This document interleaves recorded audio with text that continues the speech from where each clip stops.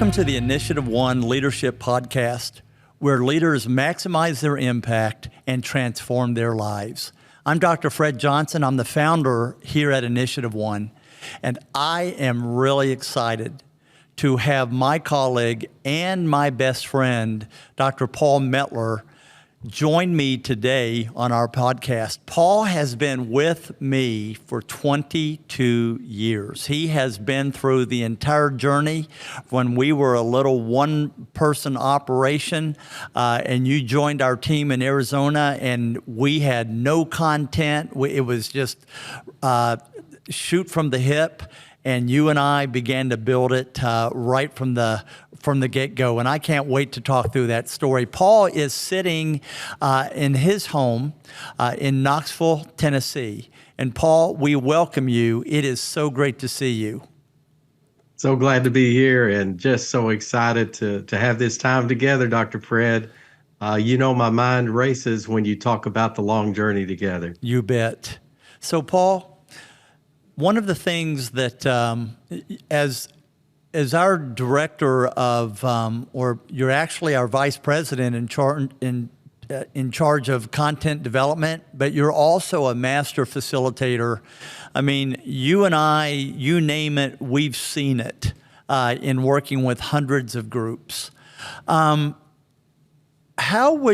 you're leading teams through the InitiativeOne process, tell me the impact that it has on teams. Is it a nice little training program like everyone else? I mean, why you have dedicated your life to this for the last 20 years. There's something that keeps you coming back even though you have many opportunities to do other things.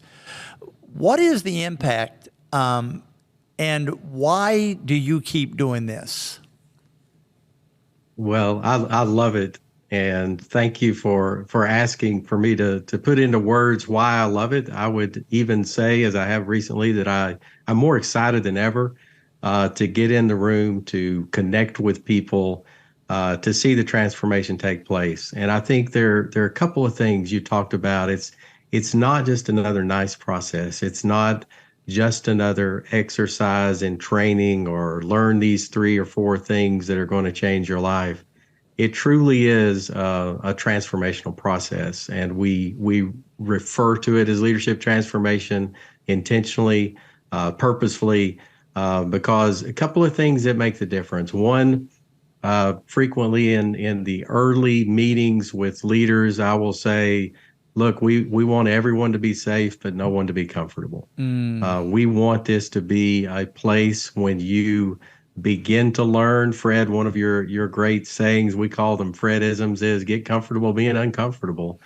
And I think that we have a proven method and process for helping to embrace that discomfort, disequilibrium, that step from the comfort zone, from the status quo, toward experiencing, learning, and practicing new behaviors. And so that's a piece of it, is that combination of creating a safe place, because people are not going to experiment, they're not going to stretch, they're not going to grow if they don't feel safe. So safety and comfort are 2 different things. The other thing is that it's powerful when people get together. Fred, you challenge all the time. You need to love people. You need to be there because you care about people. InitiativeOne exists because we love people. We love to see that people are the heartbeat of organizations. And so that's the second piece really is that it's most often we're working with a group. We're working with a team. We're working with a group of people in a room, and we can grow on our own. We just rarely do it. We can change. We can transform on our own with effort that starts here always. Yet there's something that happens. It multiplies the effect when you have a room full of people that are bought in, are connected, whether they're live in a room or virtually connecting. When they invest in one another, when they develop that positive accountability where they engage deeply, honestly, openly, then transformation happens. You know, Paul, as I think about our time together, and we often talk about living life on purpose and living life intentionally. Would you share some insights about what that means to you and what's the impact of that? Wow, it brings to mind the goal for me every day is to be able to lay my head on the pillow at night and have a way to evaluate. I tend to be a self-reflective person. I tend to be someone who does a lot of evaluation in my head and in my mind on a daily basis. And um, I need something other than how I feel about this or that. My emotions are a part of that, but I need something beyond emotions. I need something that I can get a hold of. My goal is to live a purposeful life, and to break that down on a day-to-day basis. I need a reference point. I need a way to say today I was on purpose. Today, it's not about success and failure as sometimes we measure it, because some of our failures become our greatest teachers in terms of what does it look like to be purposeful and intentional. So it's for me, it's an ongoing reference point. And as you know, one of the first things that you introduced me to is this idea of distilling that into two words, and that's hard. And we hear that all the time, don't we? That's hard. Why two Oh, I words? can't do that. I have no idea what my purpose is, and it feels completely daunting to people. It does, and yet it needs to be accessible to us. If I'm laying my head down at night, and Fred, we laugh all the time. It takes me about 2 seconds to go to sleep. So I need a quick reference point. And so to have that purpose statement in mind is encourage transformation. I know that each day I can give thought to the fact that, did I encourage someone today? Did I encourage them toward positive change, toward becoming better and connecting better and living and loving well? Paul, again, we've been together for 22 years. We actually have written 2 books together as Everyone on the Boat, and The Reality of Change. I have to say that the parts of the book that people enjoy the most are clearly the ones that I wrote.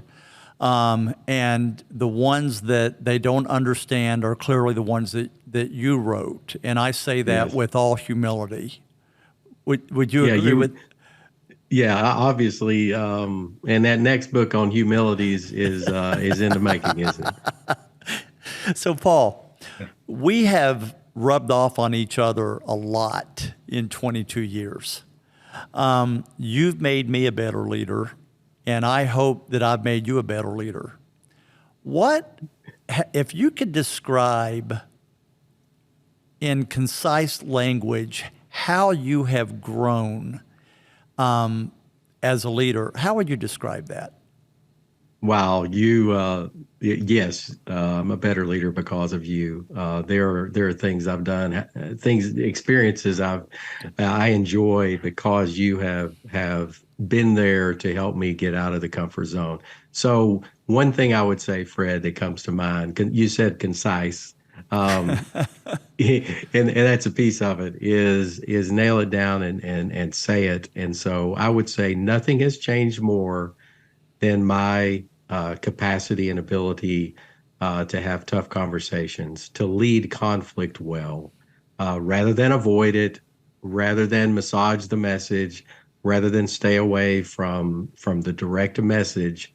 You have helped me to learn that kind, direct, respectful, when I need to have those conversations, not only can I do it, I can do it well. And I'll be glad I did, rather than that momentary comfort of avoiding a difficult conversation or hiding from conflict. Got a long way to go, but that has been the biggest change for me. And likewise, you have had a similar in that I have no problem addressing conflict, as you know, and to the point that I can come on way too strong. And you have helped me over the years to slow things down and to be thoughtful and reflective so that the odds of having a great outcome are much greater. So the irony is I pushed you to be more assertive, and you have pushed me to become more assertive, to become more reflective. And I think it's really cool to see the impact that we have had. Let me ask you this. Can you share a recent problem or a concern in an organization that we were working with, you specifically, and how you helped them to achieve a different outcome? Well, what you just shared about our relationship, Fred, is a perfect example of something that comes to mind in an organization where they would identify that as a result of investing in this time together, they have been able to lower their defensiveness. They have been able, and when you think about that, so lower defensiveness, that means that they're able to solve problems more effectively and more efficiently. Because if I react, then I am not going to be receiving, processing, or have access to the best information that can contribute to better problem solving. And so lower defensiveness, where again, let's say they have two team members that like you and the description of myself that I agree with wholeheartedly. You have one that gets in a hurry and you have one that gets stuck. I rarely use the word accountability because of the influence in my life, Fred, that you've had. I rarely use the word accountability without putting the word positive in front of it. And so positive accountability is helping to bring out the best in one another. And so when you're problem solving and you can lower defensiveness, that means you can put issues on the table. You can have those conversations. You can press me, come on, have the conversation. I can respectfully say to you, slow down just a minute. We're getting ahead of ourselves and that'll affect our strategy. So that's an example of everyone would say, wow, defensiveness is something we need to lower. However, there is no magic pill. There is no magic wand to say, wow, just because we believe it's good, we can do that.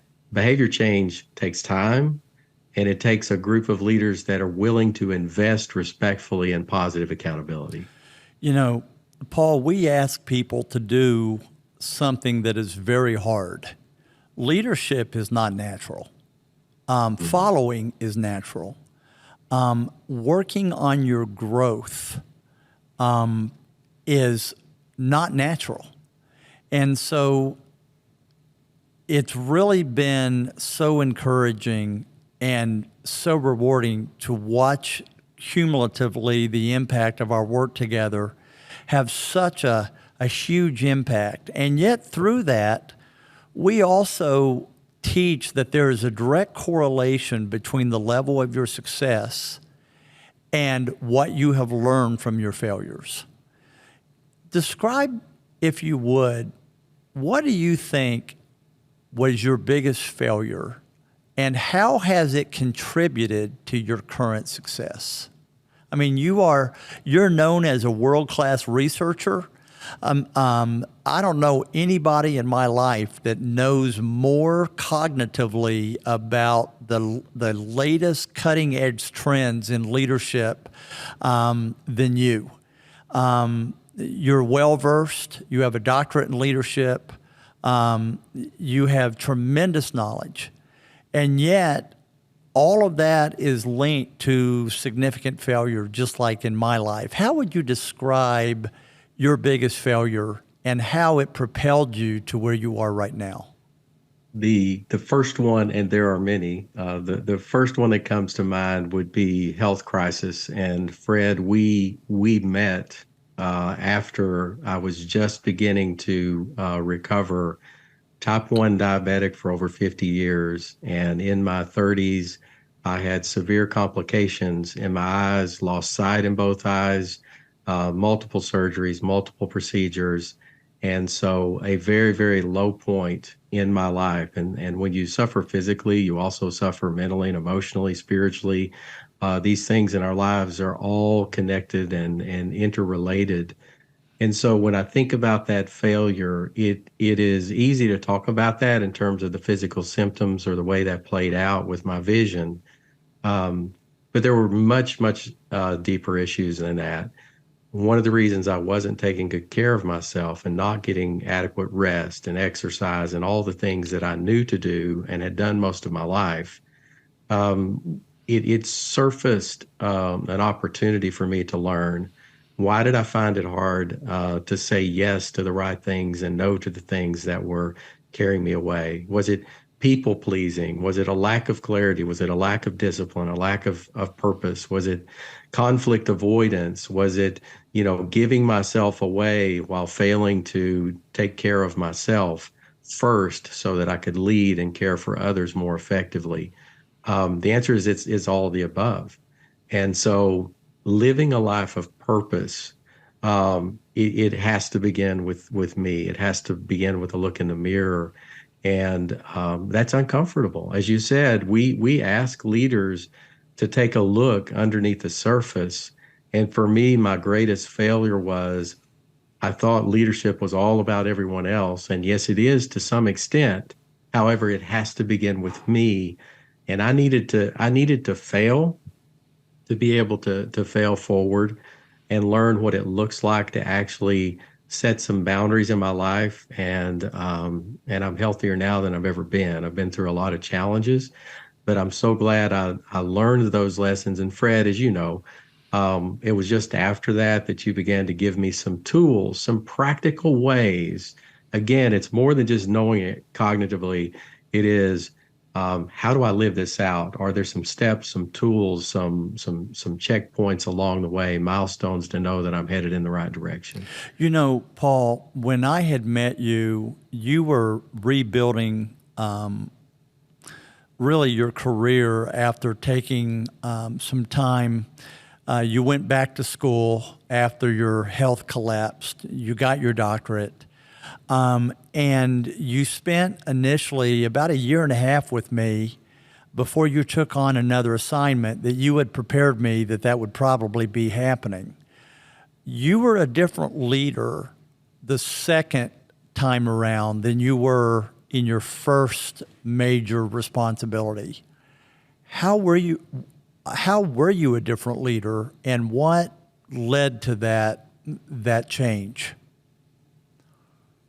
I would agree that it was different, and yes, it was the tools, but it was really an understanding that it has to begin here. And throughout this podcast, there will be times that I even subconsciously point to myself, because that's a fundamental piece of what we talk about, Fred, so often, is that sometimes we look out there and we let our circumstances determine, rather than living on purpose, rather than being true and having that accountability that's deeper than just the circumstances, the situation in the moment. So I would say the big difference was the first time around feeling like what's out there determines where I give my focus. Rather than starting here with a sense of purpose and clarity, and what does it look like for me to live on purpose today? Ultimately, for me, if I'm pressed, give a one word definition of leadership, I always go to stewardship. Will I be a good steward of my health, as I've talked about? Will I be a good steward of my time, my resources, my opportunities, my relationships, my conversations? That's what enables us to care for ourselves and to care for others well, and to be able to lay down at the end of the day and say, wow, today I was a good steward. We all have a finite amount of time. We have a finite amount of energy every day. We can't change that. And our responsibility as leaders is to steward that. Second time around, I was a better steward. I was just a much better steward of those areas of my life. You know, thank you for that, Paul. Conversely, let me ask you this. You shared with us what your biggest struggle was, and it came out of feeling that your sense of value had to come from pleasing everybody else. And you were trying to be, literally, we talk about that if you try to be all things to everyone else, you ultimately end up being nothing to yourself while losing yourself in the process. And I think both of us in our own journeys have experienced that in different ways. And you've really devoted your life to overcoming that narrative and developing a new narrative. And that narrative today is about living intentionally, making decisions, not reacting, making decisions based on purpose and principle and passion.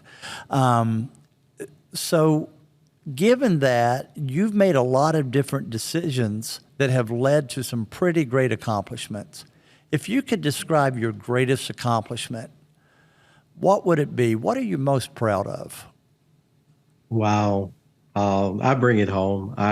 When I think about it, the measure of my transformational leadership, and so that's what a lot of my life revolves around. Obviously, it's home. When I think about Lynn and Fred, you've known Lynn for over 2 decades now, and you've known Nick, our son, for over 2 decades now. Yeah, and Nick's even now on our team.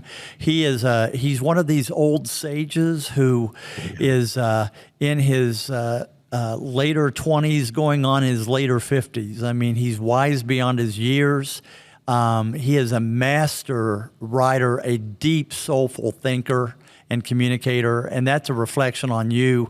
And so already we're seeing the second generation of Metlers come into this organization, and it's really cool to see that. And so talk a little bit more about that, how that sense of accomplishment has played itself out.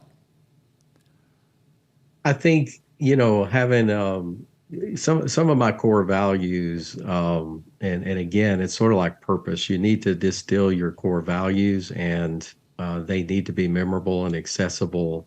I like to say values aren't values until they're tested. They're not real.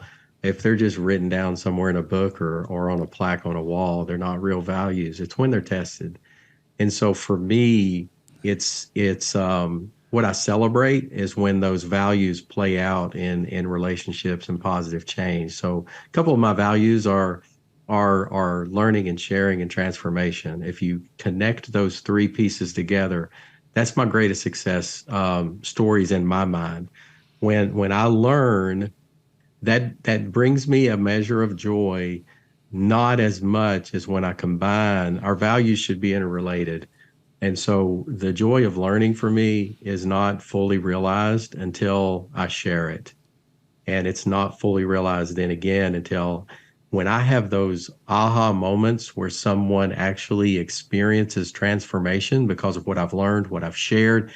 And it's such a gift to me to be a part of that journey. You said it earlier, Fred, we love to see positive change in people's lives. And we say that very clearly when we speak of our vision, when we speak to teams and organizations. We say we're talking personally, professionally. We don't have this false dichotomy. You're a human being. You're not a human doing. You're a person. You're a human. We love to see transformation that affects all areas of life. And so for me, that learning and sharing and transformation, when I see that in my family, if this is my heartbeat, I want to see it in my marriage. I want to see it in my son. I want to see it in people like you, Fred. You know how much I treasure our friendship. You know how much of life we have shared and the journey we have traveled together. And when you speak about the change you've seen in me and helped me experience, and then graciously say, and you have changed because of me. That's what it's all about. Those are the accomplishments at the end of my life that I want to say, did I live a well done life? Well, that's what it looks like. Those are powerful words, Paul. Let me ask you this, Paul. You're aware of so many different approaches, quote, in leadership, quote, training. You've seen so many, and yet you chose to help me develop this and to refine it and to really get it to a combination of art and science. How would you say that we're different? It's definitely the art. It is, we have access to such good research and there's so much science and about our development and I mean that in so many areas of our development. Yet the art comes in terms of we're real people. There are complexities. The uncertainty, the rate, the pace of change, and the accelerated access we have.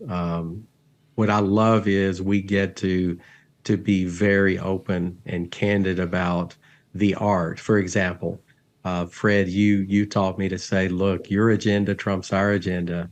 When we get together with leaders, we have great content, and I'm not saying that because I'm responsible for content. The content's good. The process is good, the structure, the flow. We have developed that to a science with good research undergirding that.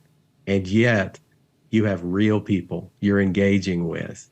And so the art kicks in when we say, wow, that emotional intelligence piece to say, hey, what and how are you thinking? What and how are you feeling? Let's go there. Maybe uncomfortable, but the art says, and some of it, Fred, is your intuition and the way that you have developed both art and science there. The skill of reading the room is that we have the courage to go there to what we need to put on the table before we can get to a strategic plan, for example, or get to those fundamental milestones that are a part of what we do. It is, wow, right now, this is where we need to go. And there's an art to that. And I think we do two things better than I've seen done. One, create the safe environment to do that. And two, make it a practice field. You don't change your behaviors without practice. And so that safety enables practice, and that you layer in some positive accountability with that. And it's a transformation opportunity. Paul, you have seen massive change in our organization. Describe the change. Describe what it was like in the early days. I remember when I was teaching, you had to facilitate that. Talk about how chaotic that was. Oh, I hate to say this on something that's going to be recorded, but wow. Can I just say we know what we're doing? No, that wouldn't be right. The idea that it was so fluid. I mean, and I've been involved in entrepreneurial endeavors where you truly are the learning is fluid and the change is agility. You don't even have to think about being agile. It's a matter of survival. So what I've seen is that we have learned over time how can we scale? Seems a little too cold to say, but how can we reproduce? Leadership's about reproduction. It is about growth by reproducing leaders who can remain true to who we are, yet interject their own creativity. And so it is a way where sometimes, Fred, we speak of those values, boundaries, guardrails, so that it's who we are, but it's also more dynamic and who are we becoming. And so the changes for me have been, yes, scale, reproduction, the ability to meet with dozens and dozens of teams right now in multiple organizations and practically every business sector, and know that there's a common thread in what transformation looks like, organizational transformation, and it is the people who are in this process. And to be able to do that on the scale that we do it now, that's the biggest change, because those early days I was saying, Fred, help me. I don't know what to do. I don't know what to say. This is my third meeting with this team and I'm not sure where it needs to go. that's the part that's it's a little embarrassing, but it is a fact And that I and have I would walked through. and you would be off the plane going to one of the Yes. hospitals, and I would literally be talking you through on the phone while you're driving there, saying, "Okay, this is what you want to accomplish in this session. This is the key things that you need to teach in this session. Be prepared of this." I mean, you talk about we were living on the cuff back then. Yes. Scary fun. Yes, Scary it is. fun.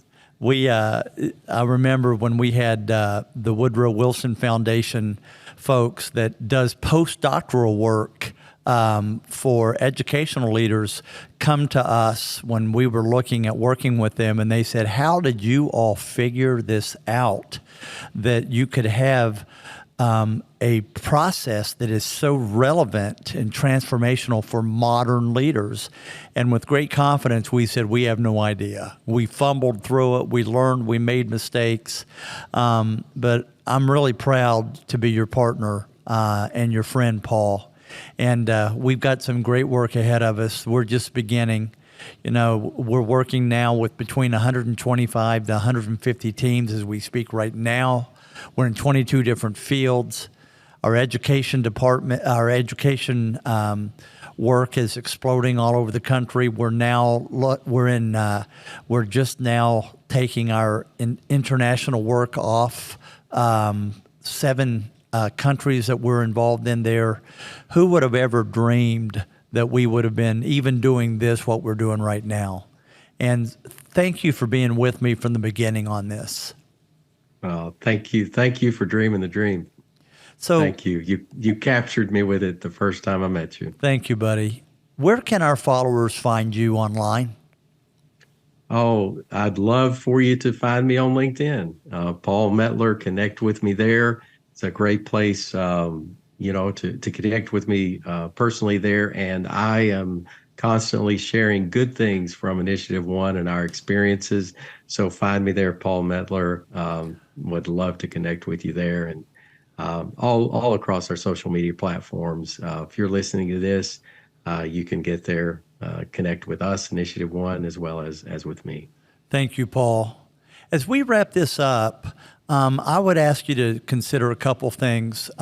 We talked about earlier a couple of books that Paul and I have written that came out of a couple of our key teachings here. One is, again, the reality of change. The other is everyone on the boat? If you'd really like to learn at an expert level the process of change and how to anticipate what comes with it. Conversely, if you'd like to learn who are the key people that you want to align in a change process, and who are the key people that you want to make sure that you don't give too much power because they can derail the change process. We really are experts in leading change. We'd ask you can get either one of those books, Reality of Change, Is Everyone on the Boat, either at Amazon, or you can reach us at our website at InitiativeOne.com and ask for that book. The other thing is, we'd ask you, if you appreciated this today, would you rate and review this and share it with someone? The more you do that, the more people find out about the work that we're doing, that we're so honored to have. Lastly, we'd ask you to check us out online on some of the services that we're offering. And I think we're really proud of the think tank. Remember the first think tank that we did here? We had 16 people. Remember that? And we thought, how in the world are we ever going to outgrow this room?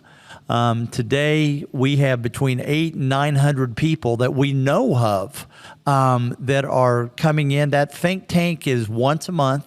You can go to our Facebook page. You can go online to learn when that is, the schedule it is. But we'd invite you to join us on our think tanks. You'll need to register for it online or at our in Facebook, and we'd love for you to become a part of our Initiative One community. I hope that you have a great day. Paul, any closing words from you? Oh, this was great. I love the time together on here to share. Thank you so much. You're welcome, buddy. To all of you, thank you for joining us today. Have a great week.